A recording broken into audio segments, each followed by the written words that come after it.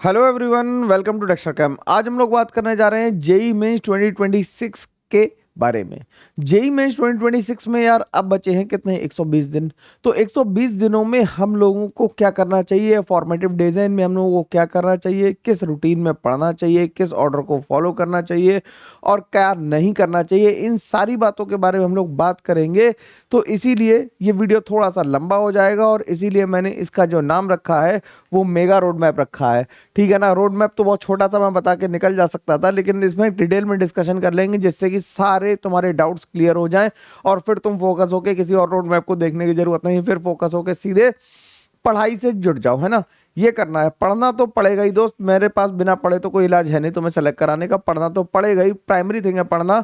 लेकिन किस ऑर्डर में पढ़ना चाहिए, कौन सा टाइम टेबल फॉलो करना चाहिए, किस रूटीन में चलना चाहिए, सारे बारे में हम लोग बात करेंगे करके। तो वीडियो को लास्ट तक देखना।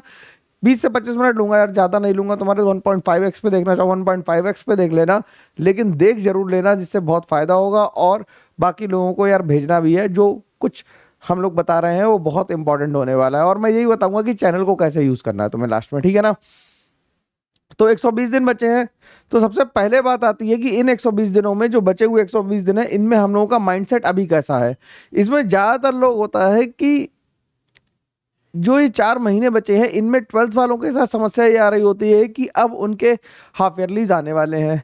जेई मेंस की तैयारी उतनी अच्छी हुई नहीं है, तो थोड़ा ब्रेकडाउन, इमोशनल ब्रेकडाउन लगता है कि सर 2 साल लगता है बर्बादी हो गया यार, ऐसा ही लग रहा है। कमेंट करके जरूर बताना कि यार ऐसा लगता है या नहीं लगता तुम्हें।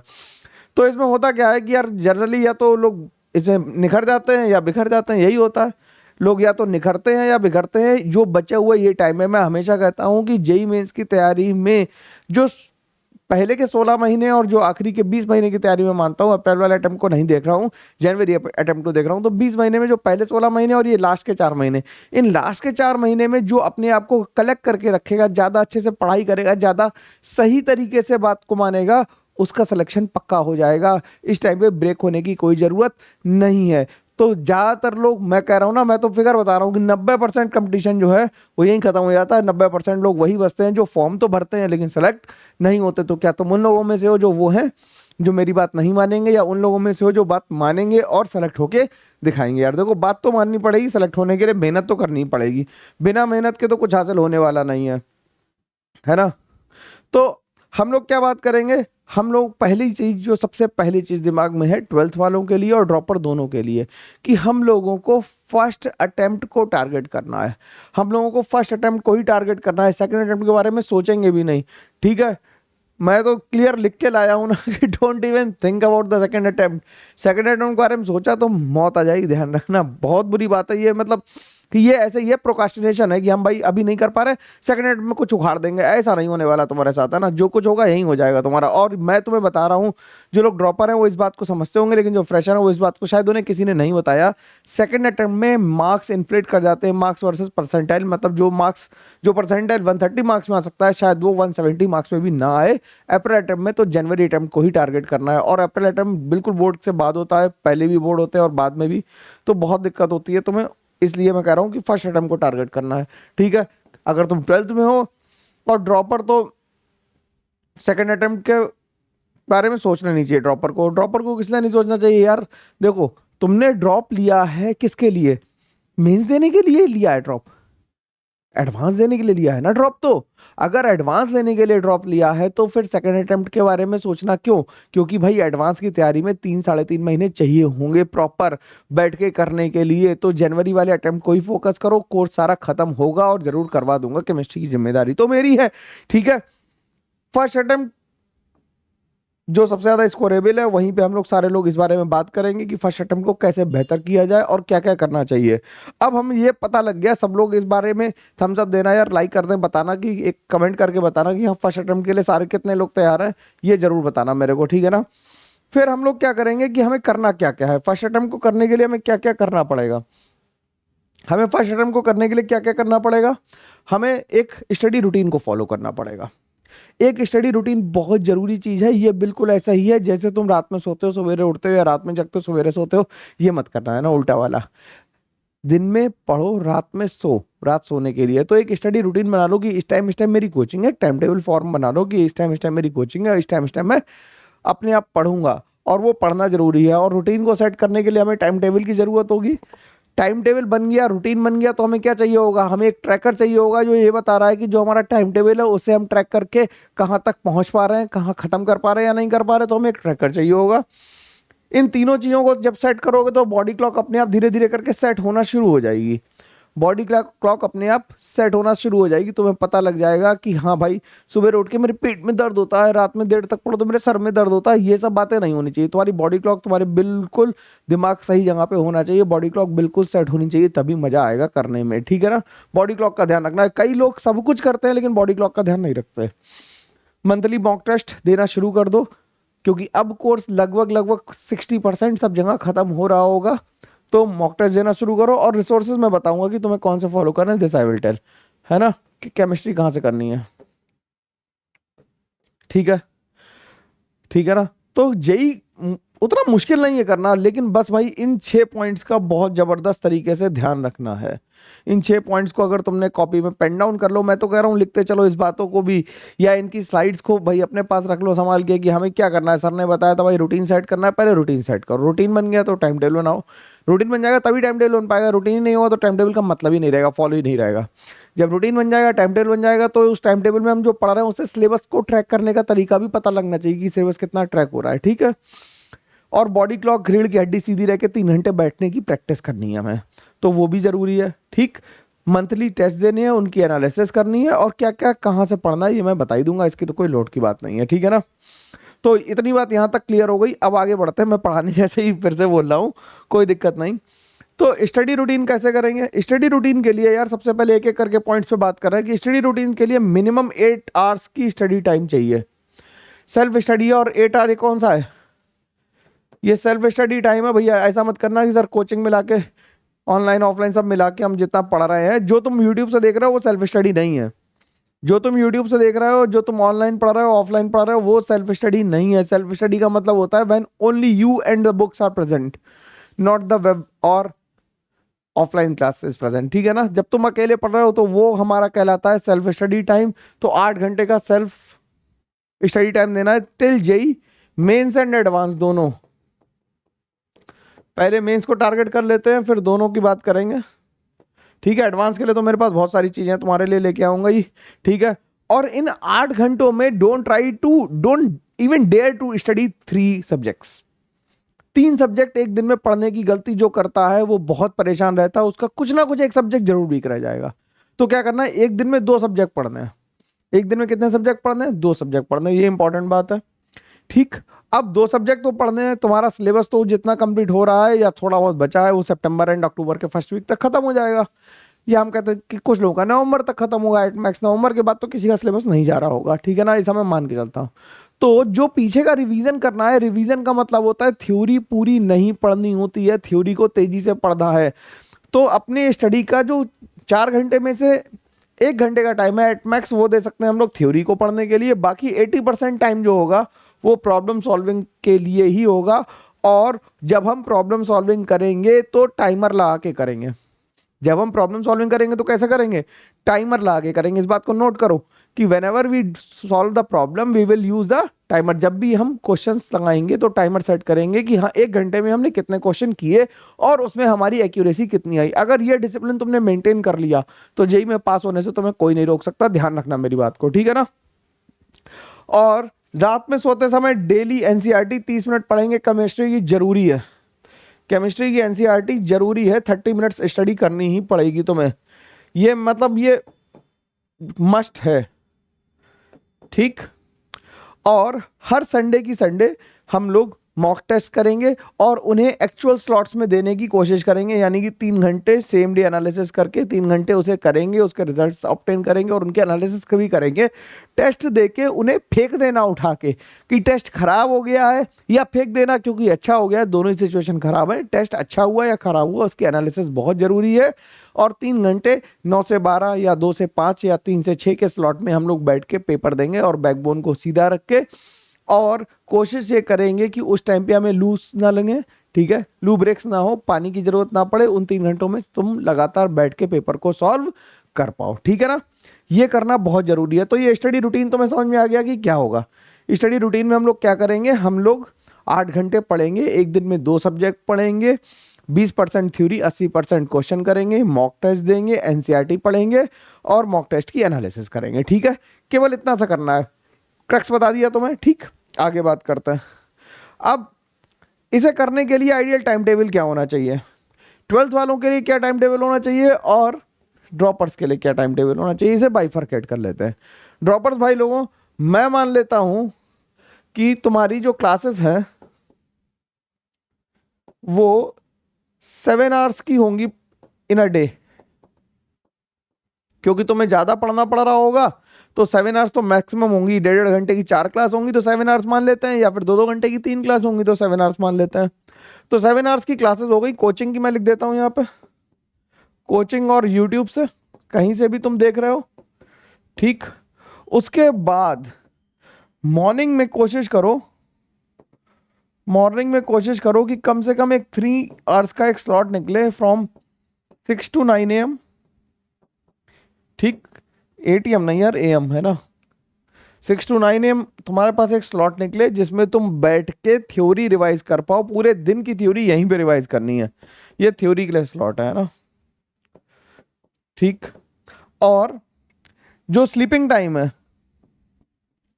जो स्लीपिंग टाइम है भाई, वो स्लीपिंग टाइम 11:30 से 12 के बीच में हो जाना चाहिए। तुम्हें 12 बजे तक सो जाना है, ध्यान रखना।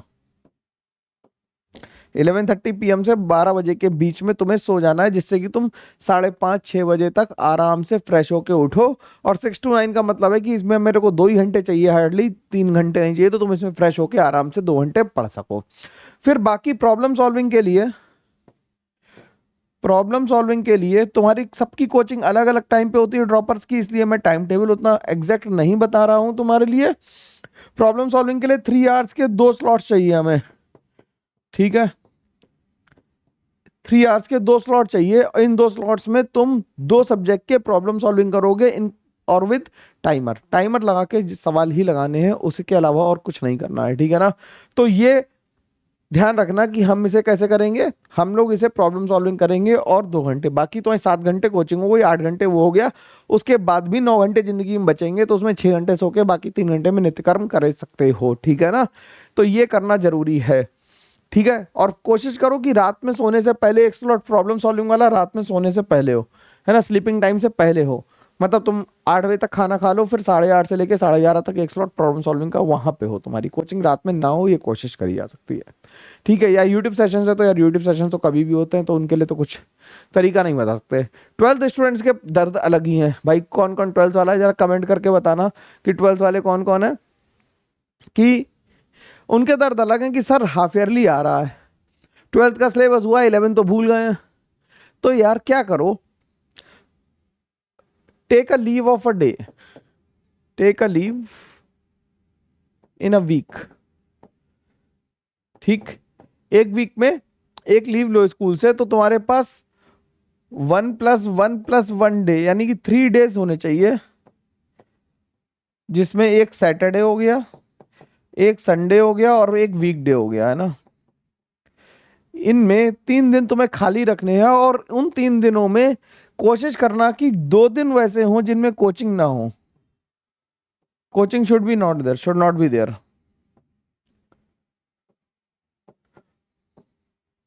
क्योंकि तुम स्कूल जा रहे हो और कोचिंग भी जा रहे हो, तो तुम्हारे पास टाइम कम है। तो इन 3 दिनों में, इन 3 दिनों में तुम्हें 10 घंटे से लेके 12 घंटे तक की सेटिंग लगानी पड़ेगी भाई। 10 घंटे से लेके 12 घंटे तक की सेटिंग लगानी पड़ेगी। क्यों? क्योंकि तुम्हारे पास स्कूल का भी बर्डन है बच्चा, मैं समझता हूँ प्रॉब्लम है। और देखो यार, लड़ाई लड़ने के लिए ना, जब आर्मी में ट्रेनिंग हो रही है, जब होती है तो हार्श होती है। तुम जितना अपने ऊपर अभी जाती कर लोगे ना, उतना पेपर में तुम्हें आराम मिलेगा। जितना तुम अपने ऊपर हार्श हो पाओगे कि नहीं सर मैं तो ये करके ही मानूंगा, ये होगा वो होगा, जितना तुम अपने साथ हार्श हो जाओगे, उतना पेपर में तुम्हें आराम मिलेगा। तुम रिलैक्स होके पेपर को कर पाओगे, और आराम से तुम्हें ये लगेगा कि जो तुमने इनपुट दिया था उसकी वर्थ आ रही है। अरे भाई, अपने साथ कभी ना कभी तो जाति करनी पड़ेगी ना, अपने साथ कभी ना कभी लड़ाई तो है ही ना। लड़ाई सबसे ज्यादा किससे? अपने खुद से। किसी और से क्यों ही लड़ना है, अपने खुद से ही लड़ाई है तुम्हारी। ठीक है ना। तो ये 10 से 12 घंटे लगाने, और रेगुलर डेज में 5 आवर्स करने हैं ना। क्योंकि यार घंटे तो अगर ड्रॉपर 40 घंटे पढ़ेंगे तो तुम्हें मतलब अगर वो, मैं उनसे कह रहा हूँ कि 8 दिन में 7 दिन में 56 घंटे पढ़ने हैं, तो तुम्हें भी तो पढ़ने पड़ेंगे, तो तुम भी ऐसे ही पढ़ पाओगे कि 12×3=36 ऐसे होंगे और 4×4=56 ऐसे होंगे। तो उतना ही पढ़ना पड़ेगा, क्योंकि भाई किसी के लिए भी कोई जादू नहीं होने वाला है। कोशिश करो कि पहले 12th कंप्लीट करो। क्या करो? First complete 12th। First complete 12th syllabus, जिससे तुम्हें कुछ वो जो बोर्ड के पेपर हैं उनका भी डर खत्म हो जाए। पहले 12th का सिलेबस कंप्लीट करो, सारा का सारा खत्म कर डालो।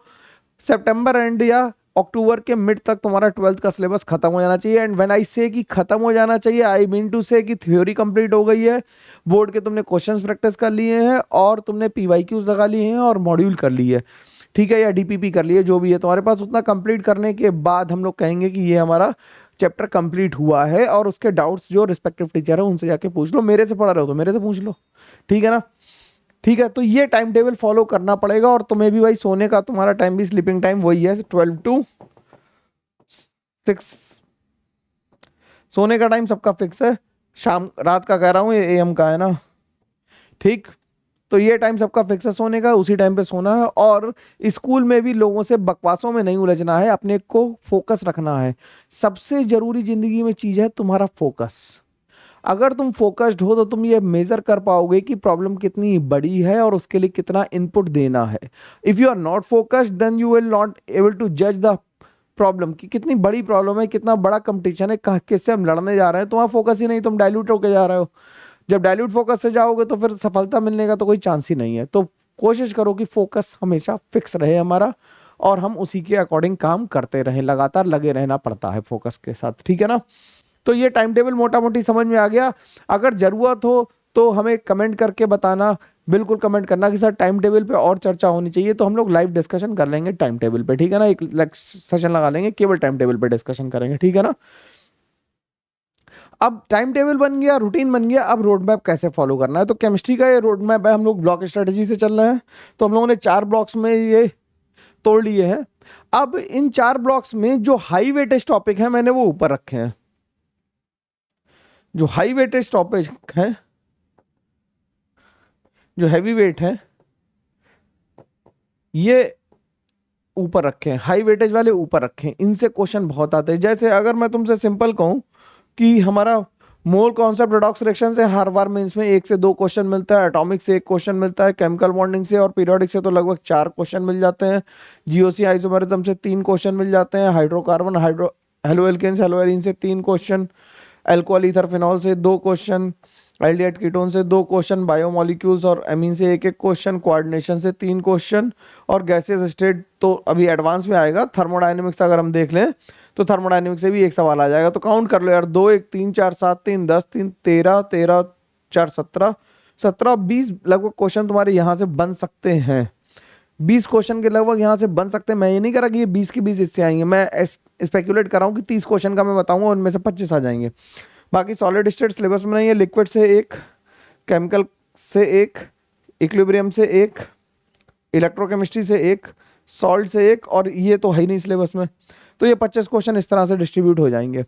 तो अगर हमारे 20 क्वेश्चन यहाँ से आ रहे हैं, हम लोग टारगेट कर रहे हैं कि 20 क्वेश्चन यहाँ से हैं हमारे पास। 20 क्वेश्चन से मतलब 20 नहीं लिखता हूँ, चलो थोड़ा सा मॉडरेट हो जाता हूँ, 16 to 18 क्वेश्चंस हमारे यहाँ से आ रहे हैं, पहले 2 ब्लॉक से आ रहे हैं, तो हमें इन्हें सबसे ज्यादा टाइम देना चाहिए। तो हमारे पास टाइम बचा 120 दिन। हमारे पास 120 दिन बचा है, तो मैं ये कहना चाहता हूं कि इन 2 ब्लॉक्स के लिए 65 डेज रखो। मैंने अगली स्लाइड में लिखा भी है शायद, लेकिन 65 डेज इन दोनों ब्लॉक के लिए रखो कि भाई कंप्लीट करना है। और जब इन्हें कंप्लीट करोगे तो फिर से मेरा कहना है कि complete when a chapter is set to be complete, when a topic is set to be complete, कब कहेंगे कंप्लीट हो गया मेरे भाई? जब हम लोग थ्योरी कंप्लीट करेंगे, थ्योरी प्लस डीपीपीज और मॉड्यूल जो भी तुम्हारे पास है, प्लस पीवाईक्यूज फ्रॉम 2021 टू 2024, ठीक। इवन 25 के भी लगा सकते हैं, लेकिन अब मैं कहता हूं 24 के तो होने चाहिए। 2025 पीवाईक्यूज फॉर रिवीजन, पेपर की चिंता मत करना, पेपर में बहुत सारे दूंगा, ठीक है। पेपर में फ्री में डाल दूंगा, कोई टेंशन मत लो, लास्ट ईयर भी दिए थे और दे दूंगा पेपर, ठीक है। तो वो डीपीपी के सॉल्यूशंस हमें और मतलब क्वेश्चन से करने पड़ेंगे, तो इतना अगर हो जाएगा कंप्लीट तो हम कहेंगे कि हमारा चैप्टर कंप्लीट हुआ, अदरवाइज चैप्टर कंप्लीट नहीं हुआ, नहीं कह सकते हम कि चैप्टर हुआ कंप्लीट, ठीक है ना, बात समझ में आई, ठीक है। तो ये ब्लॉक स्ट्रेटजी मतलब मेरी है कि इन चैप्टर्स को पहले करो, और ये मेटलर्जी पी ब्लॉक के लिए परेशान सारी दुनिया है, तुम परेशान मत हो इसके लिए, ठीक, इसके लिए परेशान होने की जरूरत नहीं है, ठीक। अब मैंने कहा ना कि पहले दो ब्लॉक सही सारी कहानी आ रही है, मैंने क्या कहा 16 से 18 क्वेश्चन आ रहे हैं और इनके लिए नेक्स्ट 65 डेज इन्हीं पे डेडिकेट कर दो, तो तुम्हारी तैयारी धुआंधार हो जाएगी, कोई परेशानी नहीं आने वाली। थर्मोडायनेमिक्स की जगह अगर तुम चाहते हो तो तुम यहाँ पे सॉल्यूशंस लिख लो, थोड़ा तुम्हें आराम हो जाएगा, ऊपर नीचे अगर थोड़ा करने का लिवरेज लेना चाहते हो तो सॉल्यूशंस कर लो इसकी जगह, बाकी ये करना बहुत जरूरी है, इन्हें अगर कर लिया तो जिंदगी आसान हो जाएगी, जिंदगी आसान हो जाएगी, तुम्हें कॉन्फिडेंस आ जाएगा कि तुम हर पेपर में से 15 16 20 क्वेश्चन कर लोगे, तो यार 20 क्वेश्चन का मतलब तो 80 नंबर होता है ना 100 में से, तो तुम टॉप 99 परसेंटाइल में आ ही जाओगे, बात समझ के रखना है ना। तो यार ये मेरी बात ध्यान रखना, और अगर इसकी जरूरत है और क्या क्या जरूरत है कमेंट करके जरूर बताते रहना, जिससे मेरे को पता रहे कि तुम्हें क्या जरूरत है और क्या करने की, ठीक। मॉक टेस्ट कैसे देने हैं, अब मॉक टेस्ट कैसे देने हैं, मॉक टेस्ट के लिए सितंबर में 4 फुल टेस्ट दो हर संडे को, अक्टूबर में 6 टेस्ट दो वेंसडे और संडे को, और नवंबर में 8 टेस्ट दो वेंसडे और संडे को, और दिसंबर में तो हर तीसरे दिन देना है। तो हम लोग कितने पेपर कर लेंगे भैया, 4 यहाँ हो गए, 6 यहाँ हो गए, 8 यहाँ हो गए, और तीसरे दिन देना है तो 10 यहाँ हो गए, तो ये हो गए कितने 10 10 20 और 28 टेस्ट हैं। अगर 28 टेस्ट तुमने दे दिए मॉक टेस्ट तो तुम्हारा काम तो पूरा ही हो जाएगा ना। 28 मॉक टेस्ट में अगर कोशिश करोगे तो 20 पेपर तो 2025 वाले भी यूज कर सकते हो, है ना, 20 के 18 पेपर तो यूज कर ही सकते हो, और 10 मॉक टेस्ट मैं तुम्हें दे दूंगा, टेंशन मत लो उसकी, है ना, ठीक है। और टेस्ट देना जरूरी है इस बात की फिक्र किए बिना कि मेरा सिलेबस सर अभी कंप्लीट ही नहीं हुआ, तो ये देखना टेस्ट में ये जज करना कि जितना सिलेबस हो गया है क्या वो सवाल बन रहे हैं। तुमने भाई 70% पढ़ लिया मान लो, तो 200 नंबर तो आने चाहिए 300 में से, सही है कि नहीं। तो ये मत सोचो कि पेपर कम जब टेस्ट मतलब सारा सिलेबस कंप्लीट हो जाएगा तभी हम टेस्ट की तैयारी करेंगे, तो ऐसा तो होता ही नहीं है, ना नौमन तेल होगा ना राधा नाचेंगी, सिंपल बात है, कहावत है कि ना कभी तैयारी कंप्लीट होगी ना कभी पेपर तुम दे पाओगे, तो कभी तैयारी कंप्लीट तैयारी इज अ मिथ, है ना, कभी नहीं होती, किसी की भी नहीं होती है। तो तैयारी कंप्लीट करने का सिंपल तरीका है कि उसे करो, पेपर दो, एनालाइज करो, जो टॉपिक रह रहे हैं उनके लिए मेहनत करना शुरू करो, ठीक है ना, बिल्कुल क्लियर बात है, इसमें तो कोई परेशानी है नहीं। अब रेस्ट कैसे लेना है, रेस्ट कैसे लेना है भैया, सोशल मीडिया कंजम्पशन मिनिमम कर दो, सबसे जरूरी बात तो यही है, मोस्ट इंपॉर्टेंट बात है, मोस्ट इंपॉर्टेंट बात है ये, सोशल मीडिया और सोशल होना भी कम कर दो, हम कह रहे हैं कि दोस्तों से भी बात करना कम कर दो, अपने आप को टाइम दो, तुम्हारे लिए फॉर्मेटिव टाइम है, इसे यूज नहीं कर पाए तो जिंदगी भर तड़प तड़प के रोगे कि सर ने बताया था और मैंने नहीं किया, करना ही पड़ेगा, there is no way out कि तुम मेहनत करे बिना सेलेक्ट हो जाओ, ऐसा हो ही नहीं सकता, ठीक है ना। ज्यादा भाई लोगों को फॉलो मत करो, है ना, हम लोग क्या करते हैं कि अच्छा सर ने बताया, सर वाला तो काम नहीं करा, चल दूसरे सर का देख लेते, तीसरे, हर टीचर सही बता रहा है, लेकिन तुम्हारे लिए कौन सही बता रहा है, किसी एक को जज करो और उसी के साथ लगे रहो और लगातार उसी से पढ़ते रहो, हो जाएगा सिलेक्शन, कोई दिक्कत की बात नहीं है, ठीक है। 7 घंटे की स्लीप, 6 घंटे मैं कह रहा हूं तो 6 घंटे, 6 to 7 आवर्स की रख लो स्लीप, ठीक है, 6 to 7 आवर्स की स्लीप रख लेते हैं, ठीक। हेल्दी डाइट रखनी है, बीमार नहीं पड़ना है, डोंट गेट सिक, मैं लिख देता हूं अंग्रेजी में, डोंट गेट सिक, बीमार नहीं पड़ना है, और थोड़ी थोड़ी रिक्रिएशनल एक्टिविटी थोड़ी थोड़ी करने का मतलब है कि कभी थोड़ा सा बैडमिंटन खेल लिया, कभी थोड़ा टीटी खेल लिया, कभी घर वालों के साथ बैठ के बात कर ली, कभी मैच देख लिया पाकिस्तान इंडिया का, उतना अलाउड है, लेकिन हफ्ते में 1 दिन, है ना। तो ये सब करते रहोगे तो फिर तुम ट्रैक पे रहोगे और रेस्ट भी मिल जाएगा, और भाई सोशल मीडिया मतलब सोशल मत हो, ज्यादा दोस्ती बियारी भी मत करो, है ना। अब रिसोर्सेज क्या करने हैं, कंप्लीट जेई केमिस्ट्री प्लेलिस्ट हमारे चैनल पे पहले से है, उसे बेस्ट ऑर्डर टू फॉलो में हमने प्लेलिस्ट पहले से बना रखी है, उसे फॉलो कर लो, उससे तुम्हारा रिवीजन इफेक्टिव हो जाएगा। और मेरे लेक्चर तो यार जो पहली बार देख रहा है मेरे को, छोटे जो पुराने लोग हैं उन्हें जानते हैं कि मैं क्रिस्प पढ़ाता हूँ, ज़्यादा टाइम नहीं लूँगा, ठीक है। और तुम्हारे लिए और खुशखबरी ये है कि जो ऑर्गेनिक हम लोग एटम्स पे कर रहे थे, एटम्स तो बंद हो रहा है, तो वो ऑर्गेनिक हम लोग यहाँ पे करेंगे, वन शॉट्स के फॉर्म में लाएंगे और वन शॉट्स करेंगे काफ़ी सारे, ठीक है ना। मैं पूरे करने की कोशिश करूंगा जितना मैक्सिमम कर सकते हैं। 2024 से 2022 से 2024 के PYQ है अपने चैनल पे, सब लोग कंप्लीटेड है, थोड़े बहुत बचे हैं वो मैं चैप्टर धीरे धीरे कंप्लीट कर दूंगा, वो कंप्लीट है ही, ठीक है। 2025 के PYQs हम लोगों ने कर रखे हैं, जनवरी तो पूरा ही कंप्लीट है, ठीक है। अप्रैल आने वाला है, ठीक, अप्रैल आ जाएगा जल्दी से, ठीक। उसे तुम अभी रख लो क्योंकि उसे लास्ट में करना, रिवीजन के लिए मैंने कहा, उसके लिए टाइम है। ORM करो कंप्लीट, जिससे कि हम लोग ऑर्गेनिक को और अच्छे से कर सकें बहुत डिटेल में। अगर जिन्हें एडवांस के लिए ऑर्गेनिक करनी है, GIOC करो इनऑर्गेनिक करने के लिए। और रिवीजन प्लेलिस्ट हमारे पास भी है फास्टर और एफिशिएंट रिवीजन के लिए, जिसमें मैंने वन शॉट्स में पूरी पूरी फिजिकल ऑर्गेनिक इनऑर्गेनिक करा रखी है, वहां से भी तुम कर सकते हो। Top 200 PYQ, top 400 PYQ, 300 PYQ, ये भी हम लोगों ने कर रखे हैं, ठीक है। तो अगर तुम चैनल को इफेक्टिवली यूज करना चाहते हो, देखो जो पहली बार पढ़ रहा है वो अध्याय निश्चय से पढ़े, जो रिवीजन कर रहा है वो रिवीजन प्लेलिस्ट से कर ले, जो एडवांस का एकदम सीधे पढ़ना चाहता है वो ORM कर ले ऑर्गेनिक के लिए, और एडवांस की प्लेलिस्ट से जाके रिवीजन कर ले, वहां से भी करा जा सकता है, ठीक है ना। तो ये हमारा रिसोर्सेस है, इन्हें फॉलो करना बनता है और करना ही चाहिए। तो मैंने डिटेल में काफ़ी सारी तुम्हें बातें बता दी हैं, क्या क्या करना है, काम तुम्हारा है करने का। कोई दिक्कत हो कमेंट करके बताओ, हम लोग फिर से आएंगे और अब चैनल पे हम लोग लगातार मिलते रहेंगे, टेंशन की बात नहीं है, ठीक है ना। और यार एक चीज़ और बहुत बड़ी बात होने वाली है कि नेक्सस पे ना, अनअकैडमी नेक्सस पे हम लोग क्या कर रहे हैं, एक रिवील है, इसे तुम नोटिफाई पे क्लिक कर देना, नोटिफिकेशन पे लिंक मैं डाल दूंगा नीचे डिस्क्रिप्शन पे, और उसे देख लेना। तुम्हारे लिए बहुत कुछ नई चीज है जो तुमने कभी नहीं देखी होगी, है ना।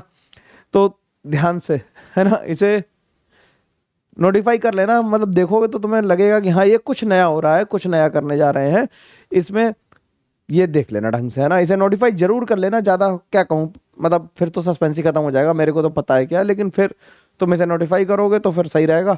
और 23 को आने वाला है तो बिल्कुल इसे देख लेना, ठीक है। और आखिरी में तो हम लोग वही कहते हैं कि हम लोग सीट वही लेंगे जो हम लोग चाहते हैं, हम लोग IIT ही जाएंगे। और यार ड्रॉपर्स, मैं सबसे कहना चाहता हूँ कि मेंस को टारगेट करके नहीं पढ़ना है, एडवांस को टारगेट करके पढ़ना है, और 120 दिनों का बेस्ट यूज़ करना है। मैं हूँ, रेगुलर मिलते रहेंगे, खूब सारी पढ़ाई करेंगे, खूब सारी बातें करेंगे, जब जब तुम कहोगे लाइव मिलना है तो लाइव क्लासेस का भी एक शेड्यूल बना लेंगे हम लोग, ठीक है। हम लोग वो सीट लेके रहेंगे जो हम चाहते हैं। टेलीग्राम चैनल जरूर ज्वाइन कर लो और मेरे को फॉलो कर लो आराम से, चैनल को सब्सक्राइब कर लो, जिससे कि तुम्हारे पास नोटिफिकेशन आती रहे, बेल आइकन वगैरह दबा देना और हम लोग बातें करेंगे, ठीक है ना। तो चलो मिलते हैं, ऑल द बेस्ट, मेरी तरफ से best of luck, all the best भाई, खूब सारी पढ़ाई करो और हम लोग सेलेक्ट होके रहेंगे, ठीक है ना। चलो बाय बाय, टेक केयर।